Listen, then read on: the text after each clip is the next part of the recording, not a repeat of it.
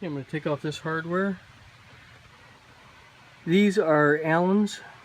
The screws that hold on the stock piece is a Phillips. These are not recessed.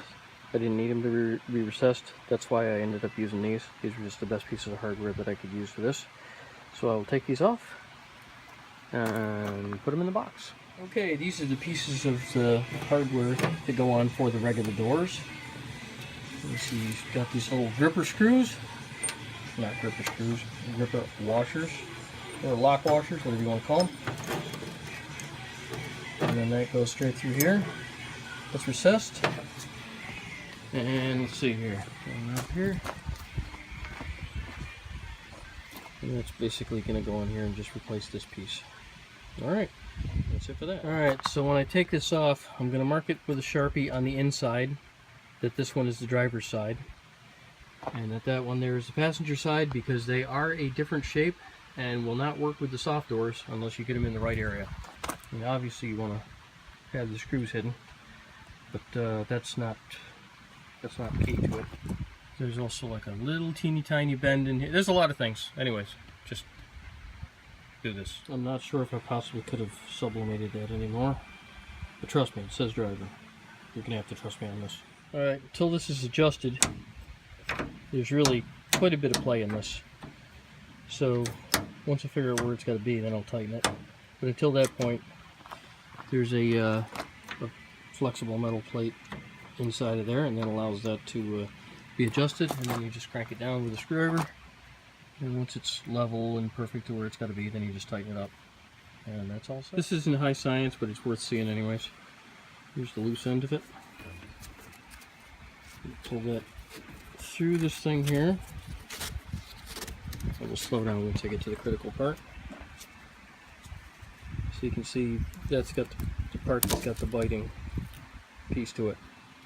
So it's going to go down through that loop, back up through here where the biter is. That way you can tighten it, and then you'll be able to toss it right through there. So to loosen it, oh, sorry it's bouncing around so much, you just push on the bottom of that, and that will loosen that. And that will take it out of the, basically this and the track up front, well this and that one, and the track up front are the only things that are holding this top on. And until I get the hard top on, I'm going to leave this top on. I'm just loosening that because I'm going to flip the windshield forward so I can get the doors on. Because if you go to put the door pins in while the windshield's up, you will hit the top of the windshield. Somebody had wailed that at one point or another. And I don't want to hit the windshield because there's no cracks in this yet, so why start now? Alright. And if it seems like this thing's taking days to unscrew, just remember, that's the only thing that holds your windshield on. Take your time. It's worth it. There we go. Now we're free. With one more. This might be worth mentioning. If the washer does come out with it, on the other side it didn't, it stayed up in the windshield, but if the washer does come out with it, just make sure not to lose it. Alright? Don't want to do that, because then it'll just be going right up against the plastic in that windshield piece. That's no good. Once that's loose, it should pull sideways out of that track. You can also put it in via the front, but whatever. Make sure to fold the mirror all the way down when folding the windshield down. Otherwise, it will whack against the windshield frame and break the mirror off. And that's no good. And make sure to push the antenna out, which is probably why it's got this springy thing. Alright. Get all the dirt out of there. Oh. Keep the ventilation good. Okay. Now let's throw the doors in. Alright, so once the door pins are back in, still haven't adjusted the door yet. But we still got this piece here, which will pull this out. And I think I'm going to need more hands. Hold on a second. This really wasn't that difficult, but now it's in. And that keeps the door from swinging all the way open and completely destroying everything, which would be not great. And now we'll look at adjusting this. Basically, when I adjust this, so that striker hits right in the middle. And let's see if we come around. I'm not sure if you'll be able to see this or not. Oops. Of course you wouldn't be able to see it. My fingers were covering it. Alright. I'll bring that up a little bit. And back about as far here as I can go, because these doors always rattle, but you don't need to give it a whole ton of extra space. Alright. Beauty. So, there's a little bit of a gap in there. But, I think that's probably okay. Always rattles. Anyways, when you get the top on, it makes less noise. But everything on these makes noise. Just realized that I had the wrong screw. You can see one's just a little bit shorter, but that's just enough because I could see it was in the tube and it was sticking into where the down tube was going to go into, which is not handy because when you go to put the down tubes in, you really need that tube clear. Hey, where are you going? Come on, out, out, out, out. You do not need to go in there right now. There we go. And that's door number 2 on. Actually looks pretty good with the doors on.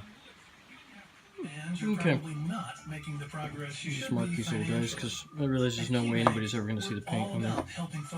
I'm going to get ready to take those off, pull the rip cords, and away you go. I forgot to mention, when you put the windshield back up, make sure that the wiper wires feed back down through that hole exactly. So it's best to stand in the driver's seat and then pull the windshield up, and then you can guide the wires in.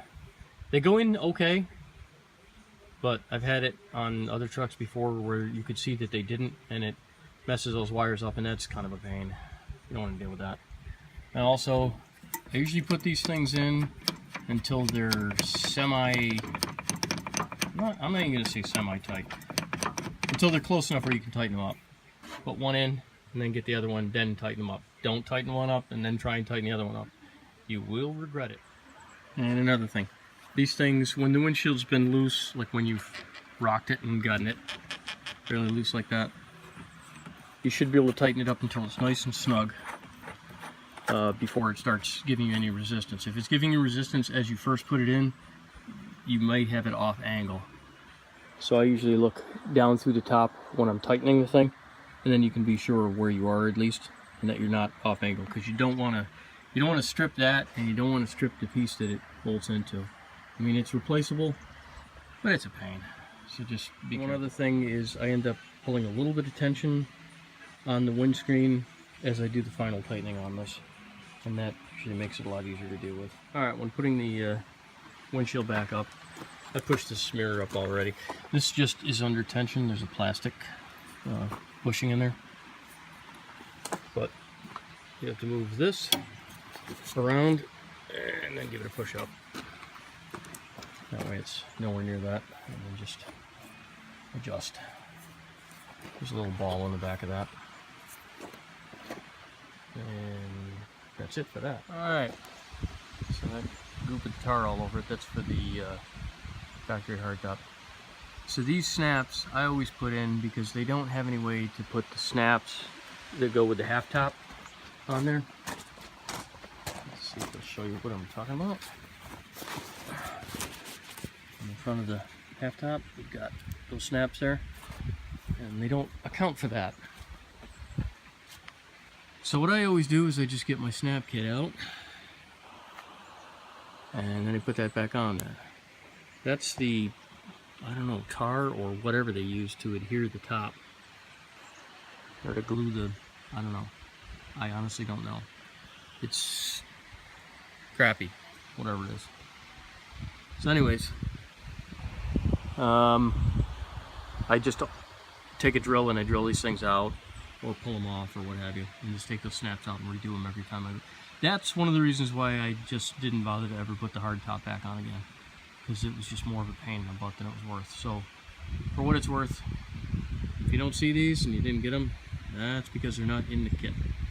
Alright, so I just took the piece of rubber out of the bottom. What, are you getting in, Ted? Good for you, buddy. And just put it up here.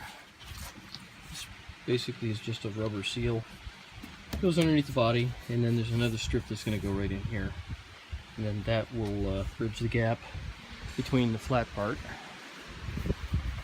which is this piece here. Whoops, this piece here. And that's it. Where are you going, man? And that's the post that has to go in the hole. So that's why I had to make sure that the bolts weren't too long for going in the hole there, because that would not be great. Dude, what are you doing? Got it. Okay, in my handy bag of stuff. This one here, this is rubber that goes for the windshield, which I'm not putting in until I get ready to put the top on. Okay, back into the box. So these are the rubber pieces that fit up on top here. Believe it or not, these staples are actually OEM. I thought that was kind of odd myself, but apparently it's. I'm gonna have to hold these down for a little bit just to get it to lay flat. But those go through the bolt holes that are here, and that becomes the inner lip for the hardtop. Most trucks don't have that stuff in there. It's not a real big deal breaker if you don't have it, but that's why on the bottom of this door here, you'll notice that it's pretty much rust free. There's like a little bit of surface stuff here and there, but most of these are really chowed out bad because it's been metal to metal for its entire life. This one's not. That's why it looks okay. Alright, side panel's on, and my battery's about dead. I got the bolts in there, and then these are the bolts that go to the back door, and I'll get those tomorrow. Other than that, side panel's on too. Starting to look like a truck again, but still got the fastback top on it right now. That other top on probably tomorrow maybe.